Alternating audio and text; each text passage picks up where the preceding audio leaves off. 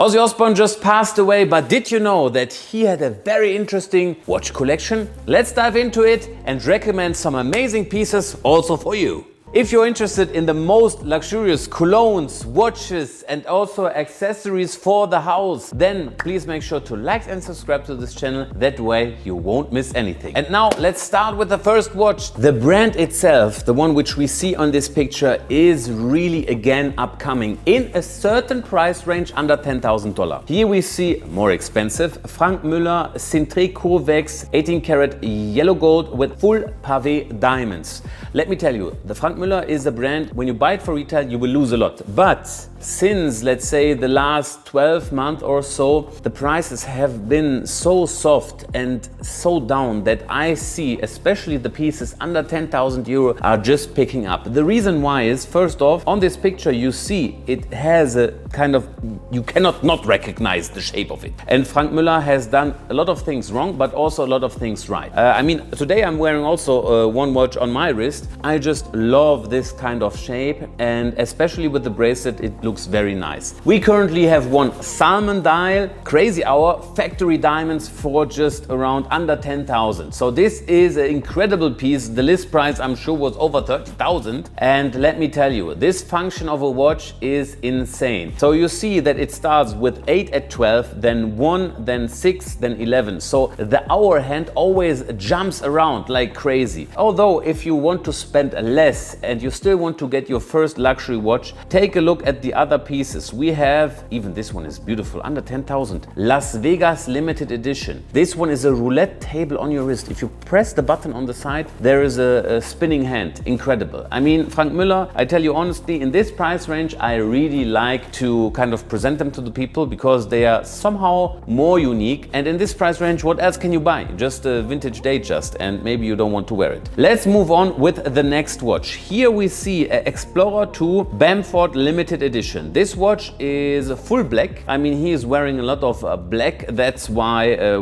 he probably likes it. The Explorer 2 is not my most favorite model. We see it here with the blue dial, and if we zoom in, it's looking a little bit chunky, you know. It's not, I think, design-wise, we can do better. So let me choose something which is black in color and you don't see it every day. So here we have the novelty, which has just been released last year, Dark Side of the Moon with the Apollo 8 rocket as a small secondhand. First off, this watch is in full ceramic. It's from Omega. It has a list price, very high list price, and you can get it here with minus 10, 15, 20% off. It is skeletonized. You have the pattern of the moon on the back side as well as on the front side of the movement. But the real highlight, the detail, is the second hand. And it plays around with this kind of yellow color, especially black with yellow. It always brings out a very nice contrast. We also carry, if you like that combination and you really want to steal a watch, then you should check out the Bumblebee. Here we have Audemars Piguet Royal Oak Offshore for an insane cheap price. It's the mixture, the case is forged carbon and the bezel is ceramic, the best mixture you can get. You get two straps with it, one black and one yellow, and man, this is also just incredible design wise. Then if we move on, here we see a Roger Dubuis, much more in 18 karat rose gold. Roger Dubuis is a kind of fell off in the watch industry. We are also kind of really struggling to sell those pieces. The shape is, I would say, a little bit old school. He can wear it, he can pull it off. Does it benefit his kind of look, or if someone wants to achieve that look, he wears a lot of black and he wants to kind of get a classic watch which also has kind of aura or stands for something, I would always go with the Calatrava. This watch is just the best one you can buy right now. It's from Patek Philippe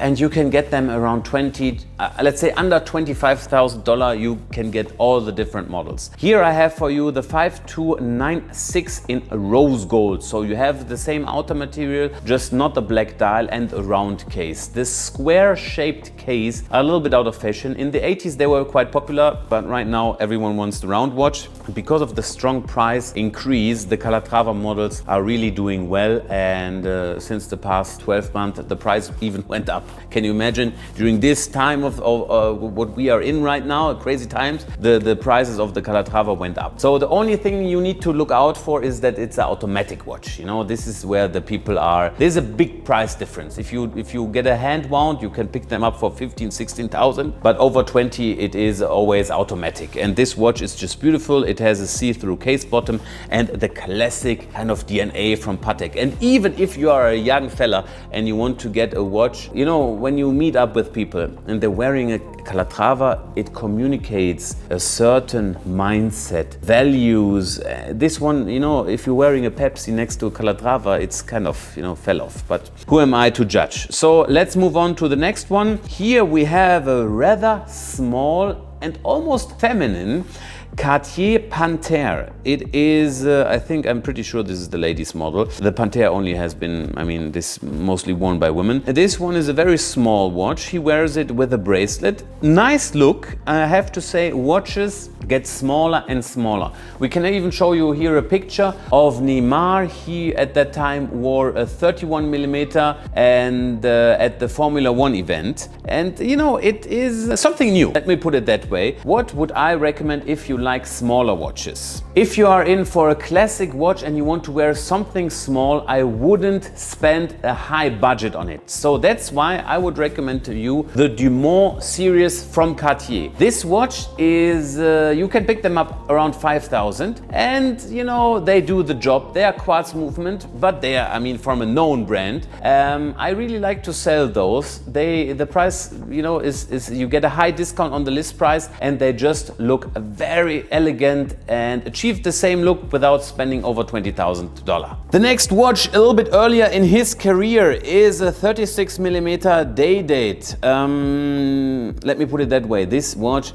it's very interesting to look at those models right now because you can pick them up for under 20,000, and it's a full gold Day-Date. I used to buy them, you know, when I started in this business for 7,000-8,000, and now the price went up. I have to say, during the peak phase they didn't went up too crazy, so the price is kind of settled. He has one with a factory bezel and a baguette dial. Currently we offer to you the one with the fluted bezel, the price under 20,000, and what can I say, it's just a watch in 36mm, which is not too, it's a flashy watch, don't get me wrong, but due to its size, it's not that in your face like a 40mm. And if you combine it with a suit, it can show off very elegantly. So I'm really, you know, behind that, and I always advertise this 36mm Day-Date. Even the one we have is a quick set, beautiful watch. And now let's look at the next one. Here we have a Cartier Cartier Ballon Bleu. Very expensive watch, but I don't know a lot of people wearing it. I guess it fits him. For me, the Ballon Bleu always is a little bit feminine, you know, and I would go for something else. Which watch would I choose if I need to check another one? I would probably go for the Royal Oak Dual Time, because you have the topic of black. It has a rubber strap, a black, very aggressive black dial. There's a lot going on. I'm a huge fan of the complication Dual Time. Audemars Piguet is not doing it anymore. And this watch right here, if I'm not wrong, is the last generation with the new card, right? Yeah, it's crazy. I never had it. This one has already the new warranty card from Audemars Piguet. So it's really the last they have ever sold. On the dial, what can you see? The top left shows you the power reserve indicator. Top right is the date. And down you have at 6 o'clock the second time zone and a day and night indicator. This watch, due to the shape, is a little bit aggressive, more younger, and it comes with a rubber bracelet as well as with a leather bracelet, and I think it would suit him better at that time than the Ballon Bleu, because it's a little bit, you know, more soft. Then if we move on, here we have a Rolex Daytona, very expensive one, baguette MOP. So it has a baguette factory bezel with a mother of pearl dial. Very expensive and exclusive watch. Probably it's around, let's say, 160, 170. I didn't had it for a long time. and I didn't check the price. This, if you are going a little bit back in terms of the collection, then you can really steal some of the baguette bezel Daytona models. We currently have one with a stone dial for around $110. So this watch is in white gold, has also the factory baguette bezel, but also the stone dial. Mother of pearl is nice, don't get me wrong here, but the Sodalite dial is just exceptional rare. If you look online, you will not find a lot of pieces. This is what I would call, let's say, an investment piece. There are just certain amounts on the market. Long time discontinued. The price is quite reasonable and stayed like this for the past 12 months. So the only thing is, it comes on a leather bracelet. You can play around with it and also, you know, put a rubber strap on it, but it has no possibility to get a white gold strap on. So this is the only difference in here. Then if we move on, here we see the first time some diamonds. Here we have aftermarket Sky Dweller full custom diamond set. Interesting. I mean, it seems to be that his wrist is quite huge, huh?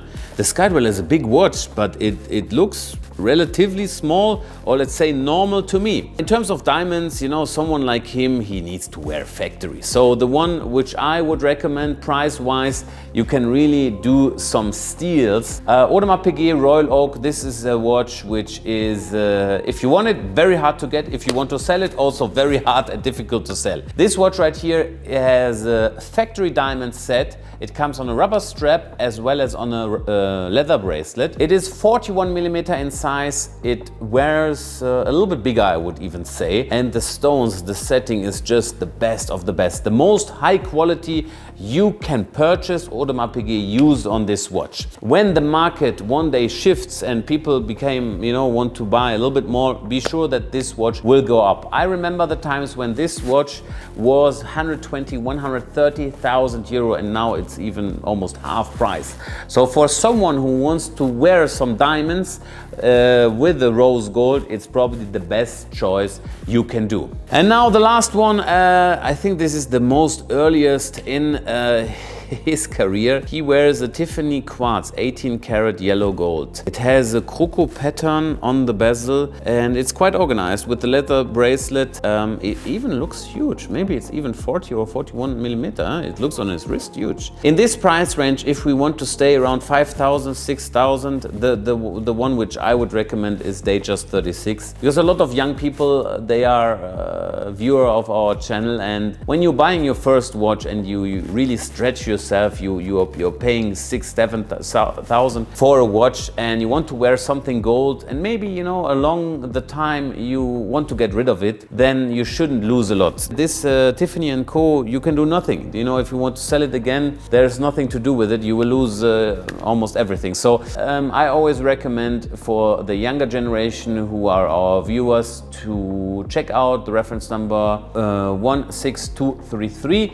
This is a vintage Datejust. You can purchase it with or without papers. It really doesn't matter. The $700 you pay more, you get more back at the end, but you know, it's not necessary.